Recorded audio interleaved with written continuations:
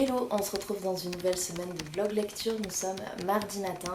Je pense que j'aurais dû commencer ce vlog lorsque j'ai clôturé celui de la semaine dernière pour vous, mais moi c'était qu'hier. Sauf que j'avais des petites choses à faire, je me suis dit oh, je le ferai après, et puis après en fait la nuit est passée et après c'est maintenant, c'est ce matin, mais bon c'est pas grave, mieux vaut tard que jamais. De toute façon vous savez que c'est un peu une habitude pour moi de commencer les vlogs le mardi. J'espère en tout cas que vous avez passé une bonne semaine et là déjà ça m'a fait plaisir parce que donc dans le vlog précédent je vous parlais de l'énorme coup de cœur que j'ai eu pour le chant d'Achille de Madeline Miller. Et en clôturant le vlog, je vous ai dit que j'avais du mal à trouver une lecture parce que je me sentais seule, super triste, abandonnée par les personnages d'Achille et de Patrocle, et j'avais peur de passer un petit peu pour une folle. Et en fait, il y en a déjà plusieurs d'entre vous qui m'ont dit qu'eux aussi avaient ressenti la même chose. Et quand bien même ceux qui n'ont pas lu le livre m'ont dit aussi qu'ils avaient ressenti la même chose pour d'autres livres. Donc ça va, je me sens tout à fait rassurée. D'ailleurs, je voulais aussi vous remercier pour les commentaires que vous laissez sous mes vidéos. Même si c'est pas tout le temps, je sais qu'il y en a qui en laissent sur toutes les vidéos. Je vous remercie parce que moi c'est un autre moyen d'échanger. Ça me fait toujours plaisir d'avoir vos réactions aussi et vos petits commentaires, vos petits conseils lecture. C'est toujours un plaisir en tout cas de les lire. Du coup, ce matin, je me suis rendu compte, en fait en préparant 2 livres que j'ai achetés dimanche, que je ne vous ai pas montré. Le livre que j'ai acheté samedi à Montpellier, toujours chez les bouquinistes de l'Esplanade, vous commencez à connaître la chanson, hein. C'est Éric Fotorino, Marina A, aux éditions Gallimard. Je ne sais pas si avec la ring light vous allez bien voir. J'ai mon retour caméra juste ici. Je pense que comme ça peut-être, ou comme ça devrait le faire. Enfin, j'espère qu'il n'y aura pas trop de reflets surtout. Alors quand j'ai vu ce livre en fait ça m'a de suite interpellée parce que, déjà par le titre Marina A, et parce qu'en fait il y avait un bandeau que j'ai enlevé où on voyait une femme et un monsieur se crier face à face dessus, et en fait Marina A ça m'a interpellée parce que je me suis dit oula, on dirait que c'est Marina Abramović, une artiste serbe contemporaine que j'adore. Et en fait sur le bandeau c'était bien elle avec son compagnon Ulé, qui est mort d'ailleurs je crois pendant le Covid. Bref, et donc il m'a vraiment interpellée, je l'ai acheté sans même lire le résumé, et c'est une fois en fait acheté que je me suis dit est-ce qu'au moins ça parle de Marina Abramović, parce que je pense que ce n'est pas la seule à s'appeler Marina A, et en fait oui ça parle bien de cette artiste là. C'est une artiste contemporaine qui est notamment connue pour ses performances, des performances parfois déroutantes. Elle a une démarche artistique que j'apprécie énormément. Et d'ailleurs j'avais lu son autobiographie À travers les murs, il me semble que ça s'appelle, lors de mon master. Et franchement enfin, j'ai eu un gros coup de cœur pour cette femme-là, avec un passé qui douloureux, vraiment pas évident. Et même si vous ne la connaissez pas, même si vous n'êtes pas un aficionado de l'art contemporain, des performances, c'est un livre qui se découvre comme si vous lisiez un autre livre, et justement ça peut vous initier à ses œuvres, à comprendre ses œuvres, et peut-être même vous initier à la performance dans une dimension beaucoup plus large. Bref, donc tout ça pour dire que je l'ai acheté. C'est un livre qui est relativement court. Il fait 165 pages, et sans m'avancer, je pense que ça va être ma lecture prochaine parce que j'ai vraiment trop hâte de le lire. Donc je vais déjà vous présenter la 4e de couverture. À l'approche de Noël 2018, le docteur Paul Gachet amène sa femme et sa fille à la découverte de Florence. Alors qu'il brûle de leur faire découvrir les Botticelli, les charmes de la vieille ville et du fleuve Arno, leur séjour est perturbé par l'apparition d'une performeuse serbe, Marina Abramović, à travers les rues de la cité jusqu'aux salles du Palazzo Strozzi. Qui est cette femme soudain omniprésente, je vais y arriver, qui bouscule tous les repères de Paul Gachet et des siens, malmenant son propre corps pour parler à une humanité sourde et défaillante. Chirurgien orthopédiste, Paul Gachet répugne aux mutilations de l'artiste. Mais Il est malgré lui envoûté par son univers qui, s'éloignant peu à peu d'une violence gratuite en apparence, exprime une recherche d'harmonie avec l'autre, en particulier avec son compagnon Ulei, qu'elle enlace à l'étouffer avant de nouer sa chevelure à la sienne ou d'exposer son corps à la flèche de son arc. Son cœur, pardon, à la flèche de son arc. 2 ans après cette apparition florentine, Paul Gachet tombe par hasard sur une photo ancienne de Marina A et d'Ulei intitulée « L'impossible rapprochement ».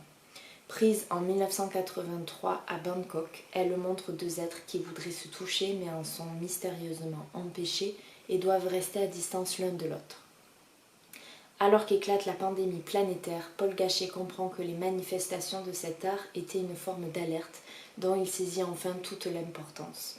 Une incitation à protéger l'autre, à refonder nos sociétés sur 2 petits mots.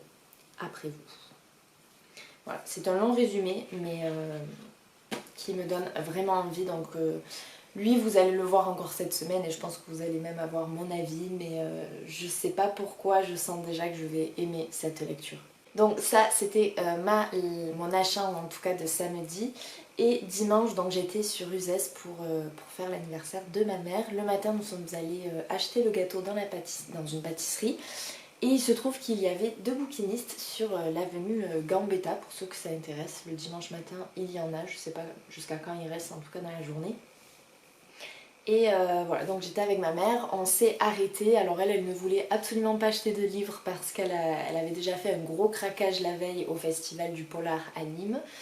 Mais voilà, on a quand même regardé et au final je lui ai acheté 2 livres que je vous présenterai lorsque je serai de passage chez elle, parce qu'il y en a un qui a l'air plutôt pas mal.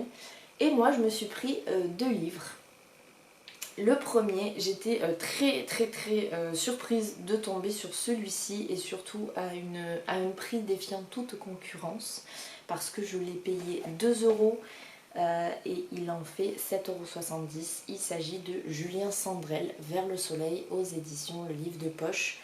Et je crois qu'il est sorti récemment en livre de poche, si je dis pas de bêtises. Très surprise de le trouver là et comme tous les Julien Sandrel, en fait, je ne lis pas les résumés quand je l'achète. Pour moi, c'est un peu comme une valeur sûre. C'est une lecture que je fais principalement en été. Et pour le moment, j'ai lu tous ces livres, sauf celui-ci et le dernier qui s'appelle... je me rappelle plus comment il s'appelle. Je crois que c'est un nom un peu italien, mais j'en suis pas sûre. Bref, si je trouve, je vous mettrai la photo. Et donc voilà, je l'ai acheté pour 2 €, je suis trop contente. Il est assez fin et je vais quand même du coup vous lire la 4e de couverture. Août 2018, Tess part vers la Toscane où elle doit rejoindre pour les vacances sa fille Sienna et l'oncle de la petite Sacha. Mais alors qu'elle fait étape chez une amie à Gênes, la maison s'écroule sur elle. Une portion du pont Morandi vient de s'effondrer, enfouissant la zone. Tess est portée disparue. Lorsque Sacha apprend la catastrophe, c'est tout leur univers commun qui vole en éclats. Tout leur mensonge aussi, car Sacha n'est pas vraiment l'oncle de cette fillette, il est un acteur engagé pour jouer ce rôle particulier quelques jours par mois depuis 3 ans. Un rôle qu'il n'a plus l'impression de jouer tant il s'est attaché à Sienna et sa mère. Alors que de dangereux secrets refont surface, Sacha sait qu'il n'a que quelques heures pour décider ce qu'il veut faire si Tess ne sort pas vivante des décombres. Perdre pour toujours cette enfant avec laquelle il n'a aucun lien légal, ou écouter son cœur et s'enfuir avec elle. En attendant, il décide de cacher la vérité à Sienna et de la protéger coûte que coûte. Voilà, et là on a toujours un livre épatant, bouleversant, solaire et émouvant. Voilà, un livre qui fait envie, et, généralement c'est toujours un petit peu good vibes. Je le compare souvent en fait à Virginie Grimaldi, au masculin, parce que j'adore vraiment tous ces livres et ce sont des émotions, des sentiments universels, ce sont des histoires qui sont touchantes mais qui sont belles à la fois. Donc voilà, je pense que je le lirai durant cet été et de toute façon c'est vrai que la couverture est très estivale. Et enfin, l'autre livre que j'ai acheté, c'est vraiment par hasard. Ça faisait longtemps que je n'avais pas acheté de classique, non? Donc là, c'est chose faite. J'ai acheté Jean Cocteau, Les parents terribles, aux éditions Folio Classique. Voilà, c'est une pièce de théâtre qui a d'ailleurs été mise en scène par Jean Marais. il me semble. Je ne sais absolument pas de quoi ça parle, mais alors vraiment pas. Je sais, là je vois juste qu'il y a une préface. Préface 1 et écrite avec la pièce, ok. Écrite au théâtre, ok. Voilà, bon, ben, je vais découvrir cette pièce de théâtre. Ça fait longtemps d'ailleurs que depuis Sartre, je n'ai pas lu de pièce de théâtre. Celle-ci a l'air plutôt chouette. Je vais pas vous lire, c'est un dialogue en fait qui est tiré du livre, donc je vais pas vous le lire, mais je pense que je vais vous en parler très prochainement. Il est assez court. J'aime beaucoup en tout cas la couverture. Je ne sais, ouais voilà, c'est une illustration de Cocteau qui a été mise en couleur, oh là là c'est dur aujourd'hui de parler, par Édouard Dermite. On retrouve bien en tout cas dans le visage les traits de Cocteau, vraiment. Il avait vraiment un dessin, j'adore quoi, j'adore. Bref voilà, c'était pour mes deux petits achats et comme je vous dis j'en ai acheté deux aussi à ma mère que je vous présenterai lorsque j'irai chez elle. Et en fait il se trouve que le monsieur chez qui on a acheté ces livres, en fait, il est également à Montpellier le samedi matin. Parce que quand je regardais son étalage, je disais à ma mère, punaise, j'ai l'impression d'avoir vu le même hier à Montpellier. Elle me dit non, c'est parce que souvent ils doivent avoir les mêmes de livres, on retrouve souvent les mêmes et tout. Je me dis ah quand même et tout. Alors il n'y avait pas Julien Sandrel le samedi à Montpellier parce que sinon je l'aurais pris. Cocteau c'est que j'ai pas forcément bien regardé non plus, des fois je survole un petit peu. Et du coup quand même au moment de payer je lui ai demandé, je lui ai dit mais à tout hasard vous n'êtes pas le samedi à l'Esplanade sur Montpellier? Et il m'a dit si j'y suis aussi le mercredi mais plus souvent le samedi. J'ai dit ah quand même et tout. J'ai dit bah écoutez vous devez me voir passer en fait tous les samedis. Donc on a un petit peu discuté, il était super gentil. Et il m'a dit mais samedi prochain venez et représentez-vous pour que je puisse vous resituer et tout. Et donc voilà, franchement c'était un chouette moment et comme quoi le monde est petit. Bon. En même temps, USS Montpellier, c'est pas non plus le bout du monde. Mais voilà, pour la petite histoire, ça nous a bien fait rire. Et en tout cas, je suis contente des 3 achats que j'ai pu faire. Voilà pour ça. Et enfin, parlons lecture en cours. J'ai donc commencé, je ne sais plus quand, David Fuenquinos Vers la beauté. Je vous en ai vaguement parlé avant de clôturer le vlog hier. Pour vous, il y a une semaine. Je suis à la page 168 sur 250. 251. Je pense que, je sais pas quelle heure il est, c'est jouable peut-être de le finir avant de partir au travail.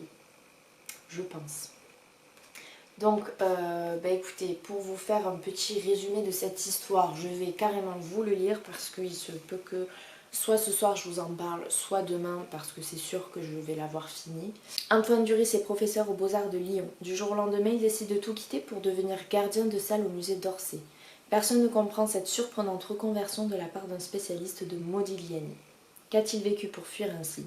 Mathilde, la DRH du musée, est décidée à percer son secret. Comme souvent dans les livres de David Fuenquinos, il y a plusieurs histoires qui s'imbriquent. En tout cas qui finissent par s'imbriquer, qui ont des liens.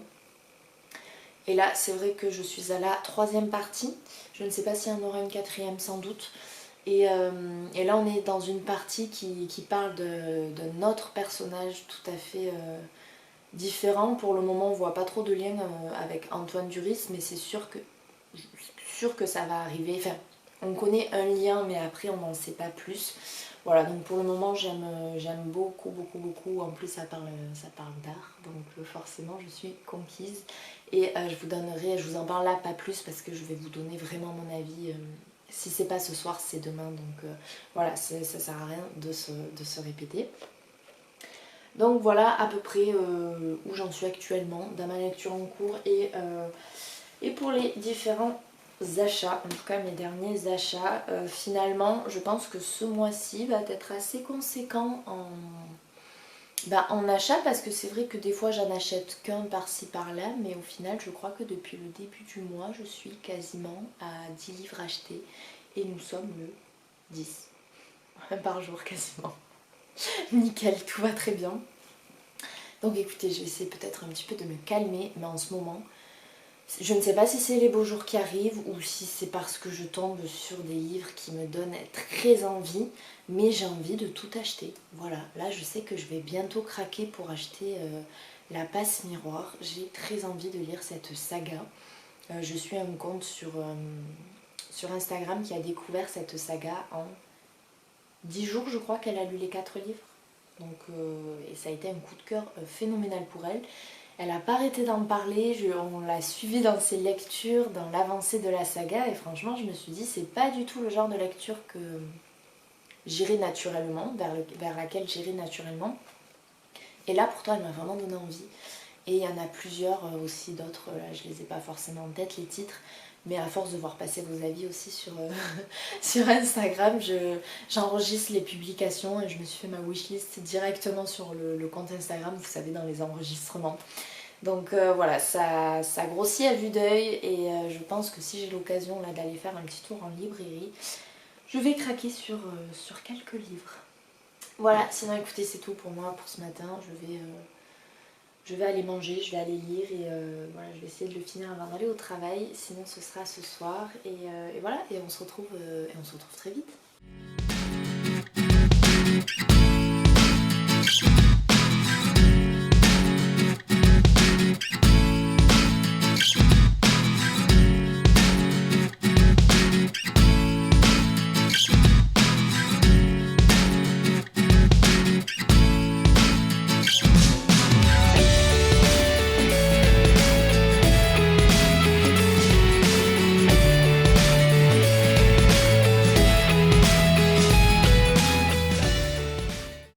Nous sommes jeudi soir, je crois qu'il est aux alentours de 21h30 et je n'ai pas trouvé meilleur horaire pour vous prendre que ce soir.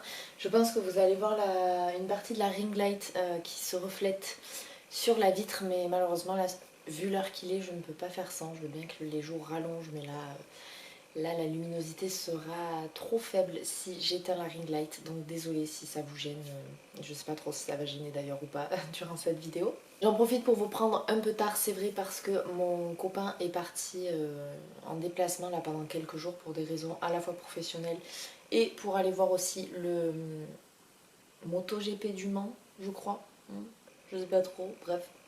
Une épreuve sportive, mais je crois que ça parle de moto, quelque chose comme ça. Donc ce qui fait que je suis seule à l'appart jusqu'à la semaine prochaine. Donc je vais me prévoir des petites soirées lecture fort sympathiques. Et d'ailleurs, à l'heure où je vous parle, je suis déjà en pyjama. J'ai les cheveux encore humides et coiffés en bataille. Mais ça, les cheveux ondulés, c'est toujours un peu une galère quand on sort de la douche. Voilà, je suis vraiment prête à me mettre au lit, mais alors pas pour dormir, c'est quand même un peu tôt, mais ne serait-ce que pour lire. Sauf qu'avant, je voulais donc vous prendre parce que hier, je n'ai pas eu le temps de le faire. J'étais sur Nîmes, enfin j'ai travaillé, je suis partie sur Nîmes chez ma soeur. D'où les petites vidéos du chat de ma soeur qui s'appelle Raya, qui est une patte, je l'adore. Et du coup ce matin j'avais un rendez-vous médical qui était assez tôt sur Nîmes, c'est pour ça que j'ai dormi chez elle.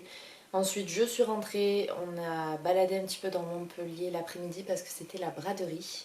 Et c'est la braderie jusqu'à samedi me semble. Et ensuite j'ai amené mon copain à la gare donc pour qu'il puisse aller prendre ses trains. Bref, tout ça pour dire que lorsqu'il était chez le coiffeur, et pour ceux qui connaissent Montpellier, vous avez bon, son coiffeur, la préfecture, et juste en face de la préfecture, qu'est-ce qu'il y a? Il y a Gilbert Joseph. Voilà, donc je lui ai dit, bah écoute, va à ton rendez-vous et moi je t'attends à la librairie en face. Et donc je suis rentrée, j'ai failli ne rien acheter. En fait, si, il y avait un livre qui me tentait, mais j'avais trop d'hésitation. C'était La goûteuse dite Claire, je ne me rappelle absolument pas du nom de l'auteur. Je sais que c'était aux éditions Albin Michel. C'était un bon petit livre. J'ai lu le résumé, ça me tentait, mais il me semble l'avoir vu passer plusieurs fois sur les réseaux avec, il me semble, des critiques plus ou moins mitigées. Donc n'hésitez pas à me dire si vous l'avez lu ou non, si vous l'aviez trouvé bien. Je garde en mémoire en fait que certains disaient qu'il y avait un petit peu de longueur. Alors peut-être que je me trompe de livre, mais il me semble que c'était lui. Donc n'hésitez pas à me dire si voilà, vous l'avez lu, si vous me conseillez ou non. Et au moins je retournerai et ça sera l'occasion du coup de l'acheter. Mais je ne suis pas partie sans livre quand même. J'en ai acheté qu'un. Et quand je vous disais, je crois, en début là, de semaine, que ce mois-ci ça va être assez conséquent parce que voilà, j'en achète un par an, mais au final ça fait quand même beaucoup de livres.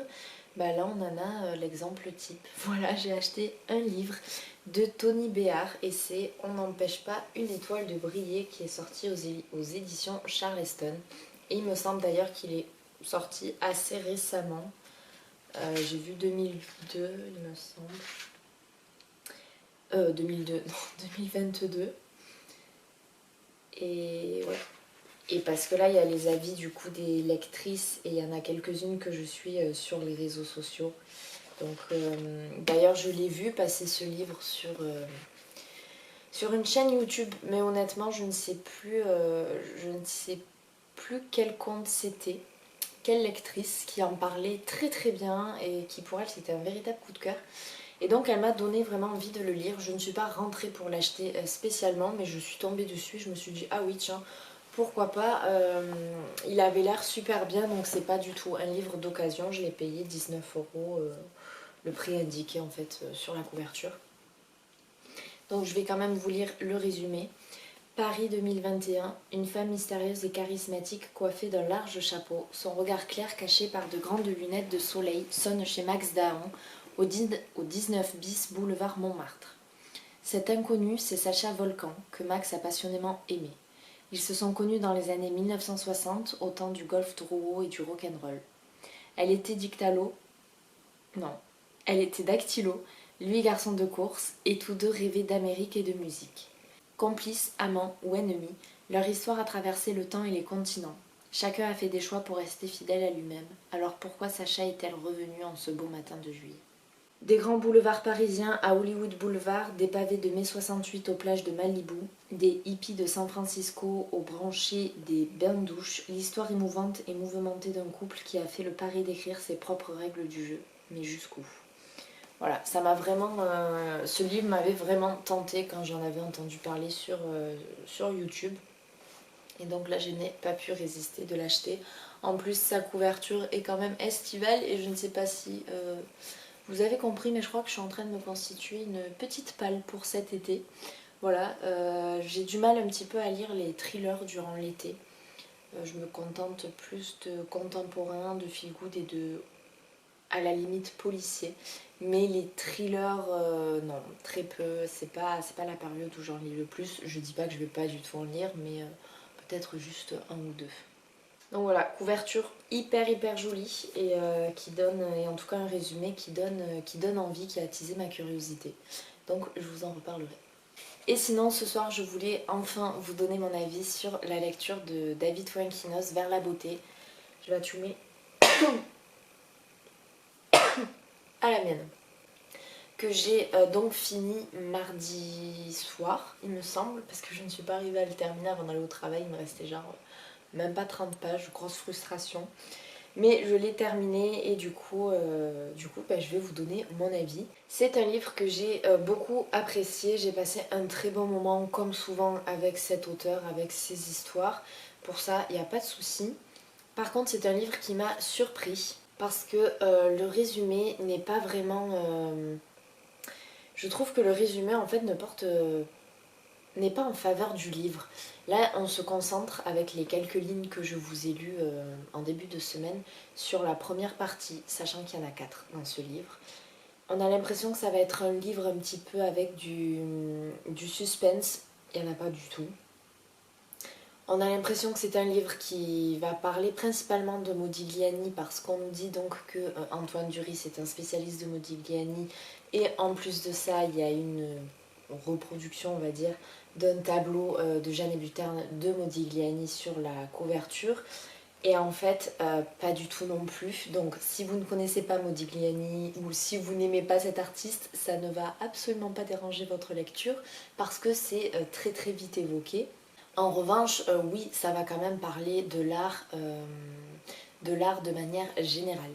Donc c'est vrai que au plus j'avançais et en fait je me disais mais le résumé c'est pas qu'il a rien à voir mais alors oui c'est un livre qui est court donc on peut pas tout dire mais en fait à un moment donné l'auteur fait un choix de prendre une direction qui m'a vraiment surprise. Je ne m'attendais absolument pas à ce choix-là, à cette direction prise par l'auteur. Mais alors j'étais à demi-lieues de me douter que ce livre allait parler d'un sujet aussi douloureux, d'un sujet aussi difficile. Et je pense que ça peut peut-être freiner certaines personnes dans la lecture.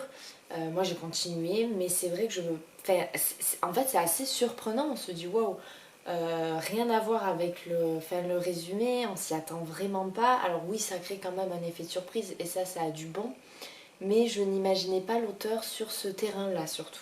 Donc dans la première partie, on rencontre Antoine Duris qui donc devient un surveillant de salle du musée d'Orsay. C'est la DRH Mathilde qui valide sa candidature. Elle est très intriguée par ce personnage qui est très discret, qui veut s'effacer, qui parle pas trop, qui est presque associable. Et elle veut percer son secret, elle veut savoir qu'est-ce qui s'est passé dans sa vie pour qu'il soit comme ça. Parce que je vous rappelle, c'était quand même un prof des beaux-arts de Lyon qui a tout plaqué du jour au lendemain. Alors certes, il a vécu une rupture amoureuse avec une personne avec qui il est resté 7 ans, mais on sent que derrière cette rupture amoureuse, il y a véritablement une autre raison beaucoup plus violente. Il s'est véritablement passé quelque chose dans sa vie de traumatisant, j'ai envie de dire. Et cela, ça va nous être expliqué dans dans les trois autres parties via un autre personnage. Et donc au début c'est vrai qu'on a un petit peu du mal à faire le lien, mais ça c'est souvent, comme je vous le disais, c'est comme s'il y avait plusieurs histoires dans une histoire, avec David Fuenquinos qui prend le temps de décrire plusieurs personnages. Et donc là on va suivre un autre personnage et on va comprendre petit à petit le lien que cette personne a avec Antoine. Et ce sont en fait deux personnes qui vont se rencontrer, qui vont être unies par une même passion, donc qui est l'art. Et c'est aussi deux personnes qui vont vouloir s'effacer, qui vont vouloir disparaître à la suite donc d'un traumatisme, à la suite d'une épreuve difficile. Et en fait, petit à petit, tout au long de la lecture, le fil conducteur, le fil rouge de cette histoire, c'est véritablement l'art. Le thème, c'est la guérison par l'art. L'art apparaît véritablement comme un moyen un petit peu de thérapie, que ce soit par la création artistique, que ce soit par la contemplation lorsque l'on est visiteur dans un musée. L'art peut être perçu comme un refuge, comme une évasion, comme un moyen en fait de guérir, de s'évader. Ça peut aussi vous faire ressentir un certain apaisement et vous permettre de vous reconstruire, donc toujours suite à certains traumatismes. Et vraiment l'auteur à plusieurs reprises, il y a des passages qui sont très très beaux sur un petit peu la contemplation d'une œuvre d'art, ce qu'apporte en fait la contemplation d'une œuvre d'art sur l'apaisement que ça crée en fait en nous, que l'on comprenne ou non l'art. Il n'est pas du tout question d'être spécialiste pour apprécier l'art, c'est vraiment propre à chacun, c'est les goûts et les couleurs, mais c'est à la fois, je pense, l'art est universel, c'est un petit peu comme la musique, ça peut être compris par tout le monde et on peut l'interpréter à sa façon. Et forcément, on va être plus sensible à certains sujets, à certains mouvements artistiques, à certains peintres. Mais voilà, l'auteur, il décrit vraiment de très très beaux passages. Il y en a notamment un qui me reste en tête, que j'ai noté. Et c'est rare vraiment que je note des citations, mais celui-ci m'a donné la chair de poule.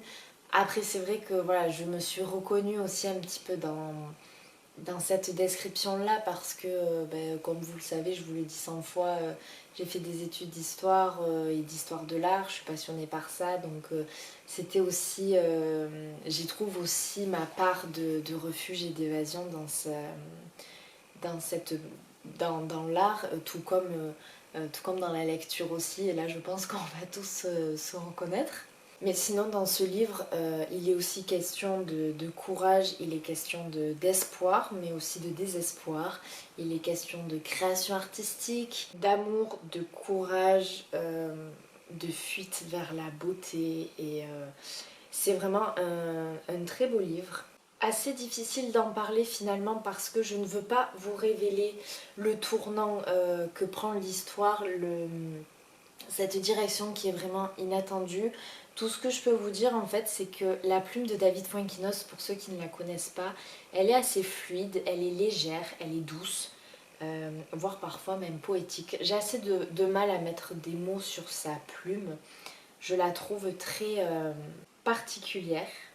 Je sais qu'elle ne plaît pas à tout le monde parce que parfois l'auteur fait des références en note de bas de page comme s'il n'avait pas su mettre cette phrase-là dans son récit parce que ça allait casser le rythme et donc il met en note de bas de page.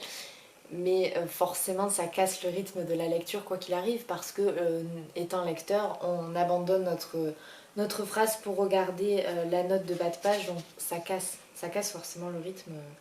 Donc pourquoi il fait ça honnêtement, je sais pas trop, mais du coup c'est propre à lui, hein, propre à cet auteur. Je crois que je l'ai vu rarement chez un autre auteur, si ce n'est pour expliquer un mot ou une date ou une personne, donner des éléments sur cette personne ou autre, mais franchement je l'ai jamais vu ailleurs. En tout cas moi je sais que j'adore sa plume et en fait ça contraste énormément avec le sujet du livre qui est difficile, qui est sérieux et comme je vous le disais qui est douloureux. Voilà, ça contraste vraiment pendant la lecture et c'est pour ça que je ne m'attendais absolument pas à ce que l'auteur prenne cette voie-là. Mais je trouve que c'est quand même réussi parce que il y a un message. Il y a un message du coup derrière tout ça, derrière cette histoire. Ce message, il a voulu à travers l'art et je pense qu'il y a d'autres moyen pour s'en sortir suite à ce genre de choc et de traumatisme. Mais honnêtement, je pense que c'est pour le moment mon préféré de l'auteur. J'en ai lu que deux certes, enfin là c'est mon troisième. Après voilà, comme je vous l'ai déjà dit, David Fuenquinos c'est un peu pour moi une valeur sûre pour le moment.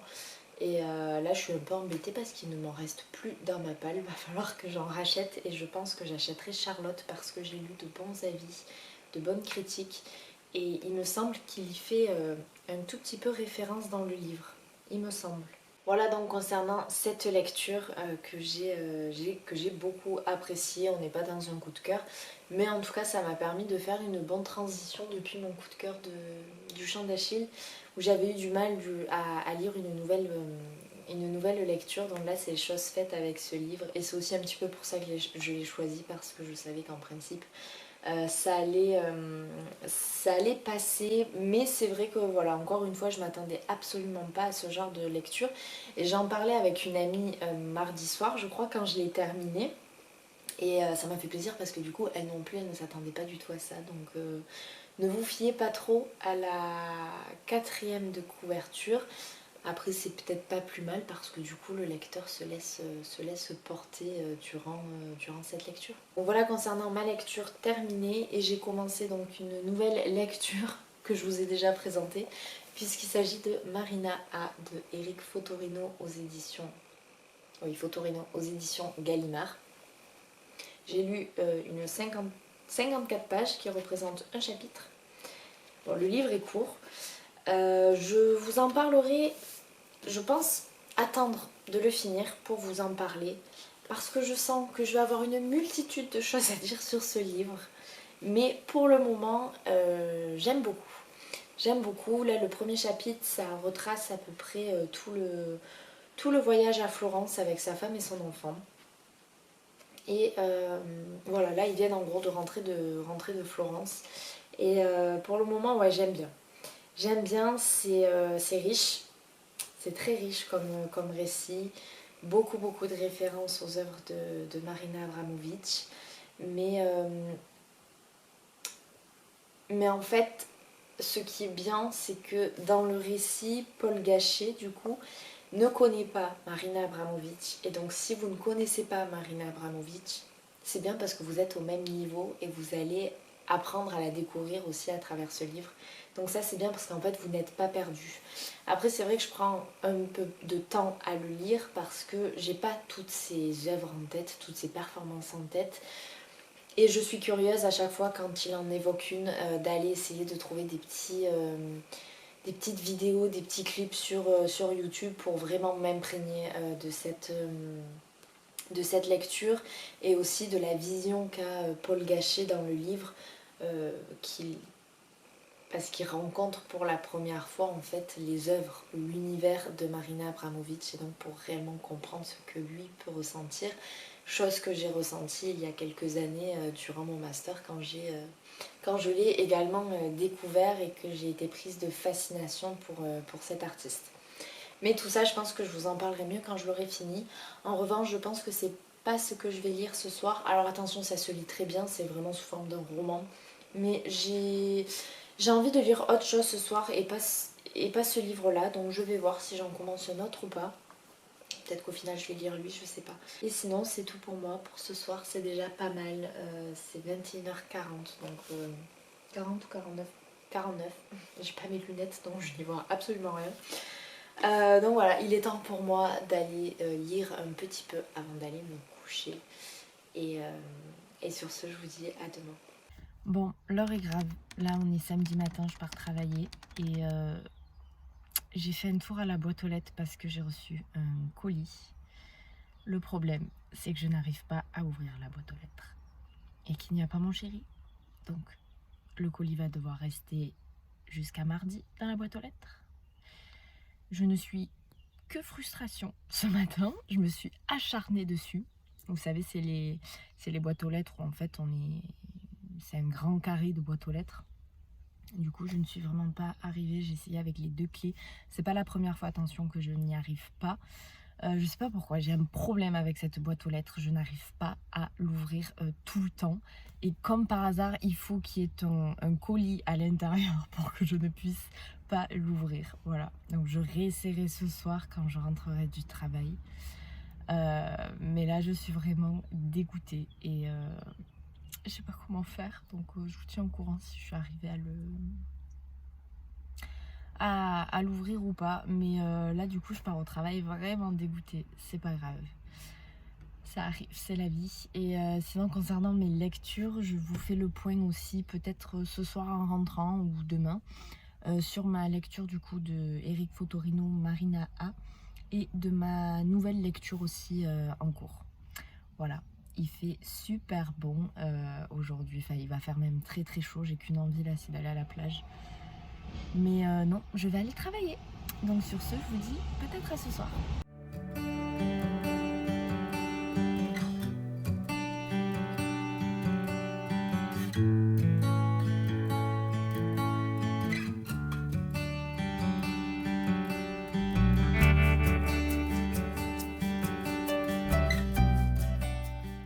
Nous sommes dimanche dans l'après-midi, il faut que je vous parle de plusieurs choses avant de clôturer ce vlog. La première donc concernera mon avis sur le livre que j'ai terminé d'Eric Fotorino, Marina A. Et là je vais commencer par vous montrer les achats que j'ai, enfin les livres que j'ai achetés samedi. Toujours pareil sur l'esplanade, alors qu'en fait je m'étais dit oui je fais juste un tour mais j'achète rien et tout. Bon, eh ben, j'ai pas réussi à respecter mon engagement de moi-même envers moi-même. Et je me suis retrouvée à acheter une trilogie. Voilà, alors je pense que c'est une trilogie et qu'il n'y a pas d'autres livres. C'est une trilogie que j'ai vu passer plusieurs fois sur les réseaux, notamment le tome 1. J'avais lu d'assez bons avis dessus. C'est une période qui m'intéresse et donc quand j'ai vu que les 3 livres étaient neufs et pour 10 €, franchement je me suis dit allez prends-les. Ça a été peut-être un achat un petit peu impulsif parce que si je n'aime pas le tome 1 je me retrouverai avec une trilogie mais je sais pas, j'ai senti que ça allait me plaire. Les couvertures en tout cas sont très engageantes donc je me suis dit pourquoi pas. Et donc sans plus attendre, il s'agit de la trilogie de Anne Jacobs, La Villa aux étoffes, suivi de Les filles de la Villa aux étoffes et L'héritage de la Villa aux étoffes, publié 10-18, mais en brochet, c'est aux éditions donc Charleston. Faut dire que les couvertures sont quand même super jolies. Après j'ai vu les couvertures brochées et franchement elles sont vraiment canon. Mais celles-ci ne sont pas non plus déplaisantes. Donc voilà, les 3 livres pour 10 €, ils sont vraiment en parfait état. Je vais lire uniquement le résumé du tome 1. Et sachez qu'en les achetant, je n'ai lu aucun résumé, même pas celui du tome 1, donc j'ai lu une fois arrivé à la maison, mais pas avant. Osbourg, automne 1913, Marie quitte l'orphelinat pour entrer comme femme de cuisine dans la somptueuse villa des Melzer, une famille de riches industriels du textile. Tandis qu'elle tente de trouver sa place parmi les domestiques à l'étage des maîtres, l'ouverture de la saison des bals occupe tous les esprits. Car cette année, Katharina, l'une des filles des Melzer, doit faire son entrée dans le monde. Seul Paul, l'héritier, semble étranger à cette agitation, déterminé à prendre ses distances avec sa famille, jusqu'à ce qu'il fasse la connaissance de Marie. Cette rencontre qui va aider la jeune femme à percer le secret de sa naissance pourrait également changer son destin. Voilà. Et dans les petits avis, il y a marqué « Ambiance à la Downton Abbey, personnages attachants et intrigue captivante ». Voilà, donc je pense que ça peut me plaire, même largement me plaire. Donc voilà, j'ai de quoi lire. En tout cas, les couvertures sont faites pour lire celle-ci, je dirais printemps-été. Et donc ensuite, ça va de soi, hiver et automne. Mais je pense que celui-ci, ouais, je vais le lire assez vite parce qu'il me tente beaucoup. Je ne vous ai pas donné suite concernant la boîte aux lettres, mais en fait quand je suis rentrée samedi soir du travail, j'ai réessayé et je suis enfin arrivée à l'ouvrir. En même temps, ça me semblait pas de bon de pas y arriver parce que j'arrive quand même à l'ouvrir. C'est vrai que parfois j'ai l'impression que ça accroche un peu avec la clé ou autre. Mais là pour le coup j'ai vraiment persévéré. D'ailleurs s'il y a des voisins qui m'ont vu ou entendu, ils ont dû se dire mais elle est folle celle-là, c'est pas possible. Donc voilà, je suis très contente d'avoir pu ouvrir la boîte aux lettres. Après je vais vous montrer, c'était un colis, alors je l'ai pré-ouvert pour éviter de faire trop de bruit en vidéo. Le colis était assez grand et du coup c'est vrai que c'était pour les boîtes aux lettres standards, ça forçait un petit peu on va dire sur la porte, mais bon voilà, le principal c'est que j'ai pu l'ouvrir avant que mon chéri revienne du Mans, voilà. Donc je l'ai déjà pré-ouvert mais je n'ai pas encore regardé à l'intérieur, donc depuis hier soir j'attends. Et je suis assez impatiente d'ouvrir ce colis donc, qui me vient des éditions Bambou. Je remercie d'ailleurs Emma pour cet envoi et pour m'avoir donc gentiment proposé de le recevoir. Je sais déjà ce que c'est mais je n'ai pas du tout vu. Regardez l'intérieur du colis. Donc je vais le faire de ce pas. Hop. Je regarde si plus rapidement. Ça, on met de côté. Alors, waouh. Ah oui, quand même. Waouh, c'est magnifique, j'adore. Il s'agit donc de La prière aux étoiles de Marcel Pagnol. Donc vous avez ici le tome 1 et le tome 2. Donc c'est une adaptation en bande dessinée. Et d'ailleurs le tome 2 est sorti le 11 mai. Donc vous pouvez d'ores et déjà vous le procurer voilà, en librairie. Et tout comme le tome 1, en tout cas déjà regardez, les couvertures sont magnifiques. Je ne sais pas si vous allez bien voir. Donc ça c'est le tome 1. Et ici le tome 2. J'adore. Franchement c'est trop beau. Je pense que je vous ferai quelques plans après avec mon téléphone pour regarder les dessins un petit peu à l'intérieur. Mais waouh. J'adore ce genre de dessin. Oh c'est trop beau. Je vais essayer de vous montrer quelques images. Je sais pas si le focus va se faire ou autre, m'en voulez pas. Si vous voyez rien, je vous le remontrerai après. Mais vraiment magnifique. Les gens qui arrivent à dessiner comme ça, mais chapeau. Vraiment chapeau parce que c'est pas donné à tout le monde et franchement pour moi c'est de l'art. Hein. Vraiment. D'ailleurs je vais vous dire qui sont les auteurs. Alors pour le scénario c'est Serge Scotto et Eric Stoffel. Pour la storyboard il s'agit de Marco pour les dessins de Inaki Olgado et pour les couleurs Sébastien Bouet. Voilà, chapeau à eux et respect à eux pour ce super beau travail. Alors, on m'a envoyé aussi le petit, voilà, sorti le 11 mai 2012 pour la deuxième partie. Et du coup, c'est la fin, donc ça, il n'y aura pas de tome 3. Et en fait, ça m'a intéressée de le recevoir parce que, comme je vous l'ai dit, c'est une œuvre de Marcel Pagnol, mais qui n'a jamais sorti en film. Faut savoir qu'en fait, pendant la guerre, il commençait à tourner le film, donc il y avait quelques rushs, quelques scènes déjà de tournée, mais avec la pression du nazisme, pardon, il n'a pas pu aller au bout de ce film et en fait, il a préféré tout détruire. Et c'est pour ça que ce n'est jamais sorti en film. Donc là, c'est vraiment une histoire, j'ai envie de dire inédite, qui est adaptée en bande dessinée.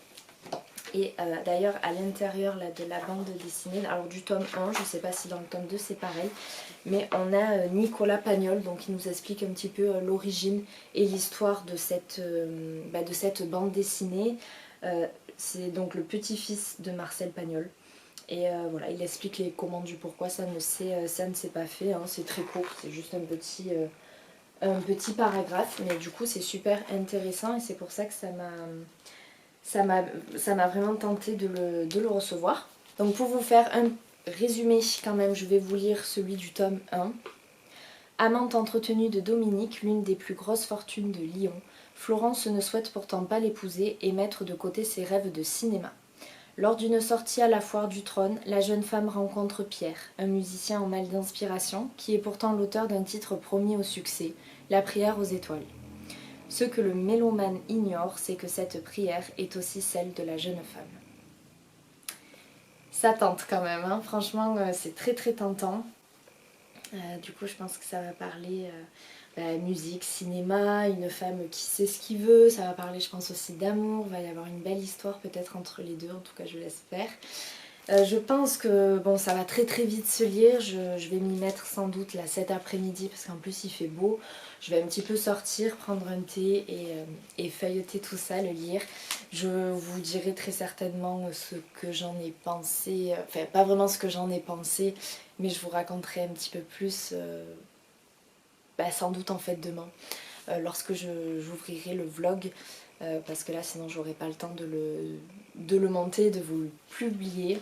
Mais en tout cas, ça a l'air d'être deux pépites, j'ai très hâte de les découvrir et je remercie encore une fois Emma des éditions Bambou parce que c'est vraiment un vrai plaisir d'avoir reçu ces deux beaux ouvrages. Donc j'espère passer un bon moment en compagnie de Florence et de Pierre.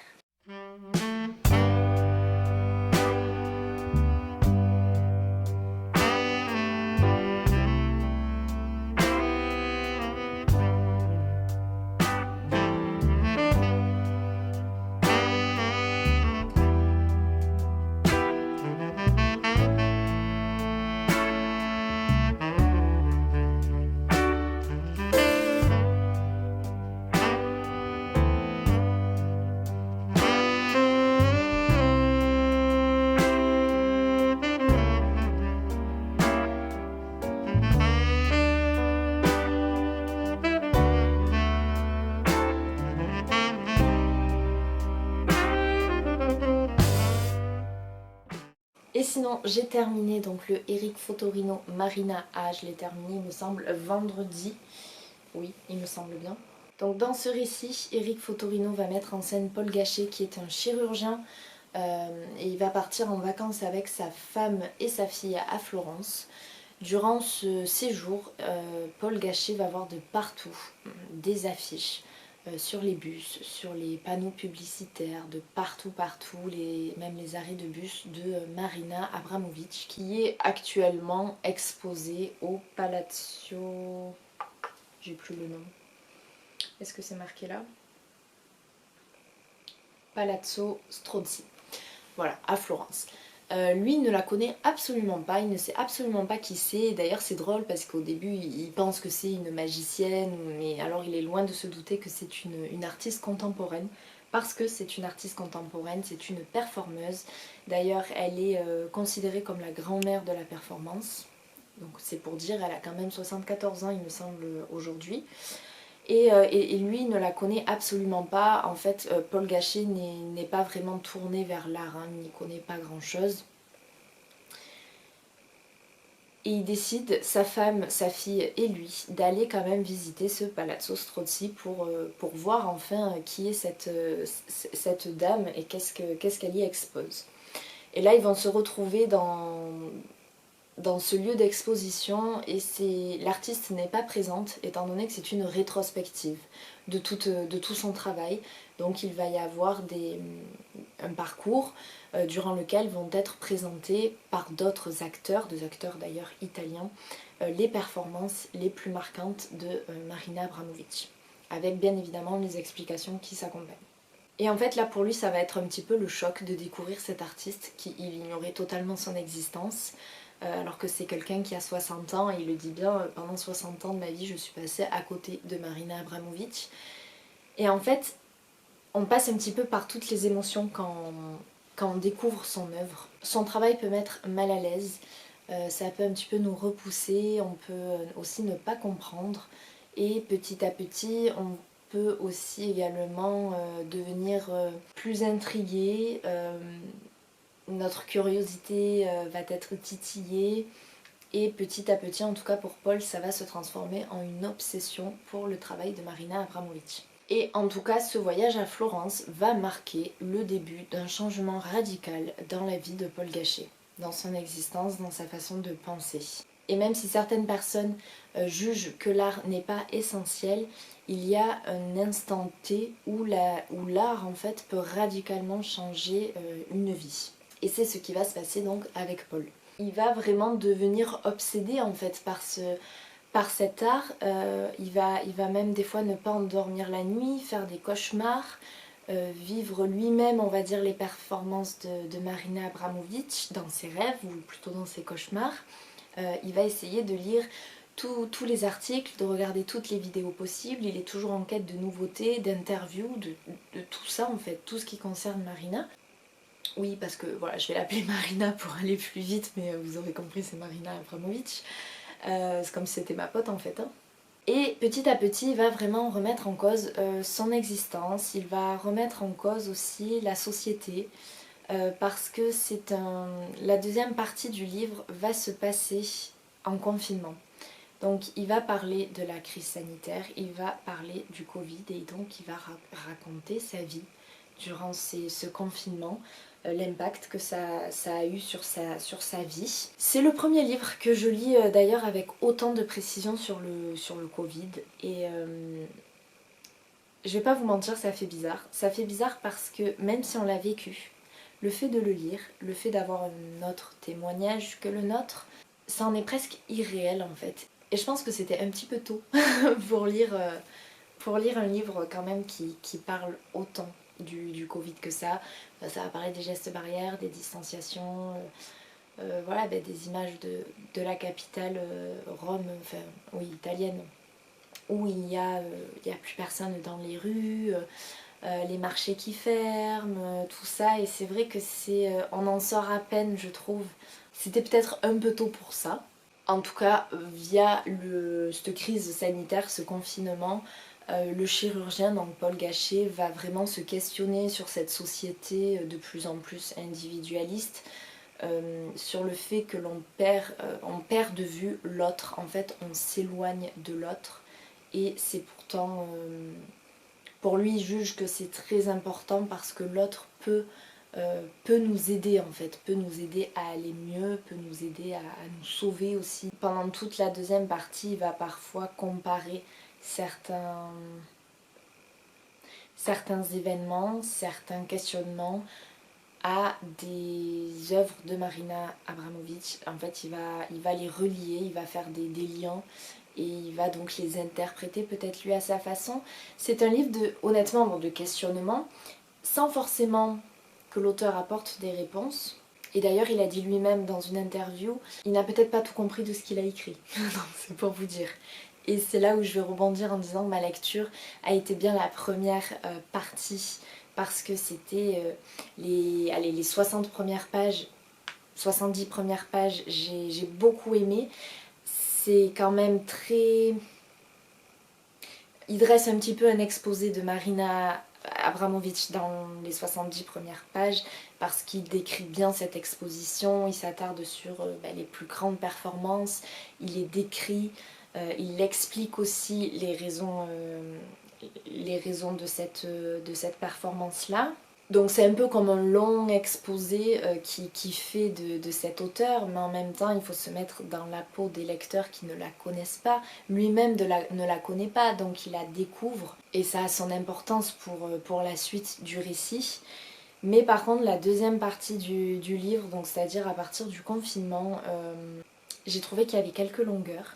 Il y a des cauchemars à répétition, il y a des réactions qui je trouve sont un petit peu excessives.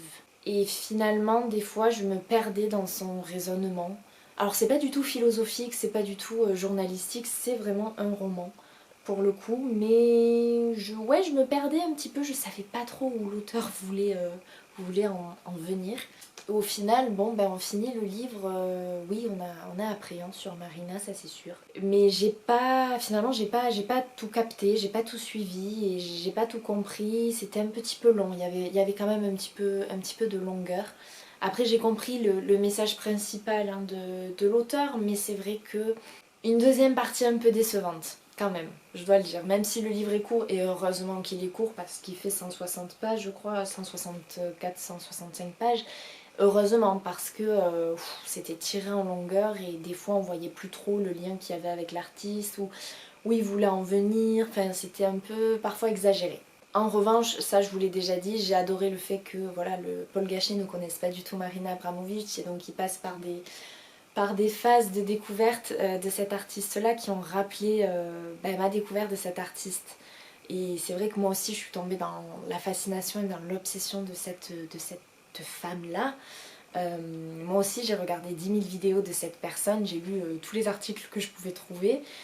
J'étais vraiment fascinée, je voulais comprendre sa démarche artistique, je voulais tout comprendre d'elle. Et en fait, grâce à ce livre, il donne des clés de compréhension des œuvres de Marina. Il initie aussi à l'art qu'est la performance. Voilà, parce que c'est pas connu de tous. Et pourtant, c'est une branche de l'art contemporain. Et souvent, ce qui manque dans l'art contemporain, c'est la démocratisation de l'œuvre. C'est-à-dire qu'il manque cruellement parfois d'explications. Et c'est fort dommage parce que j'ai l'impression que ça devient un petit peu un art élitiste, si vous voyez ce que je veux dire, sans rentrer dans les détails après. Mais par ce biais-là, ce livre est très intéressant pour découvrir cet artiste-là. Alors oui, c'est une artiste qui provoque, c'est une artiste qui choque, c'est une artiste qui peut déranger parce qu'en soi, elle met en jeu son corps et je dirais même sa vie. C'est une femme qui s'est mutilée, qui s'est congelée, qui s'est presque incendiée, qui s'est lacérée et elle a des fois manqué de mourir pendant ses performances si certaines personnes du public n'étaient pas intervenues. Mais tout ça en fait, elle ne le fait pas de façon gratuite, elle ne s'expose pas pour s'exposer. Et même après elle va faire des performances plus tournées vers la confiance en l'autre, notamment avec son compagnon Ulé.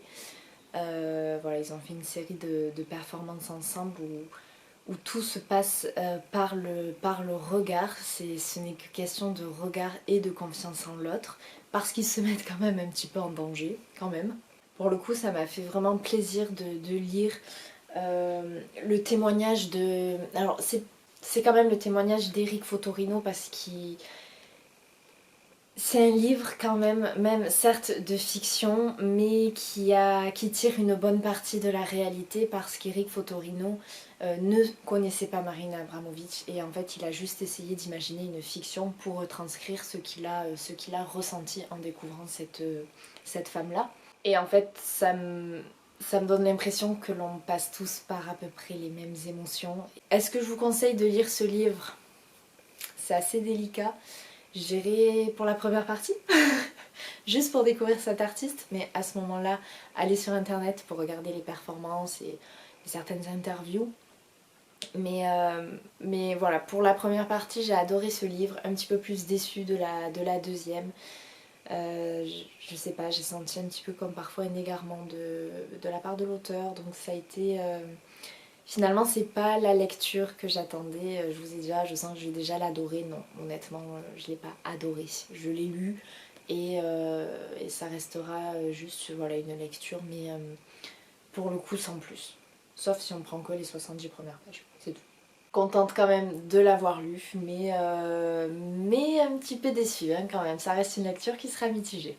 Je vais m'arrêter de parler là parce que sinon je peux pas m'arrêter sur Marina Abramovic, c'est pas possible. Il y a tellement de choses à dire et j'aimerais tellement vous partager ces performances, vous les expliquer aussi, mais ce serait là beaucoup trop dans ce vlog. Donc je m'arrête là et je vous présente ma lecture, ma nouvelle lecture que j'ai commencé là il y a quelques minutes on va dire, juste avant de vous prendre en fait, donc je n'ai pas beaucoup avancé. Il s'agit de Cédric Cyr Vindicta aux éditions HarperCollins Poche. Voilà, j'ai lu je pense 20 pages, même pas, hein.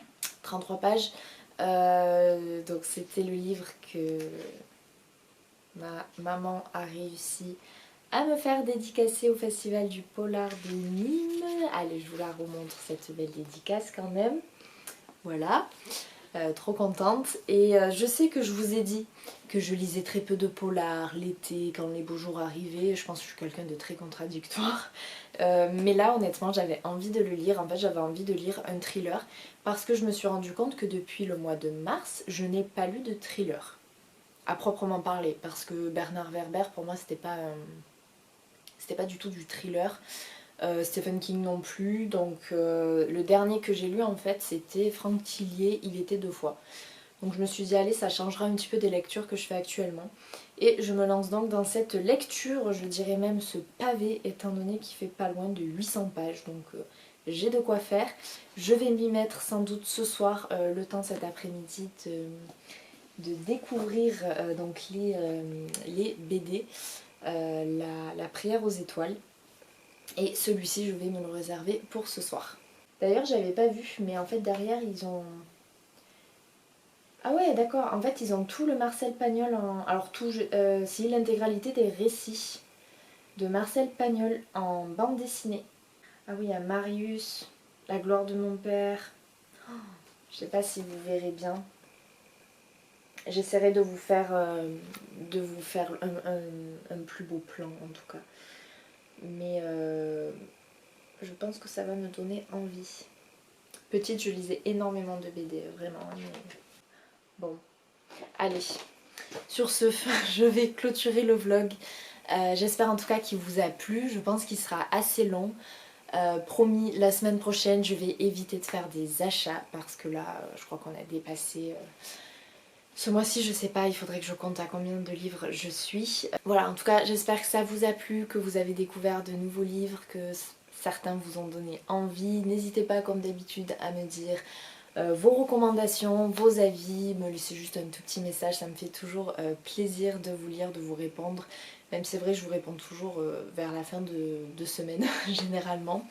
J'espère en tout cas que vous allez passer une bonne semaine, un bon week-end. Les beaux jours sont là, j'espère que vous allez profiter. Et peut-être que pour certains ou certaines, ça va déjà être bientôt les vacances. Perso, moi les miennes sont en septembre, donc j'ai encore un petit peu le temps. Mais ça va, on habite une belle région où on a la chance d'avoir la mer à proximité, la montagne également, donc je vais pas me plaindre. Sur ce, je vous dis donc à la semaine prochaine pour un nouveau vlog.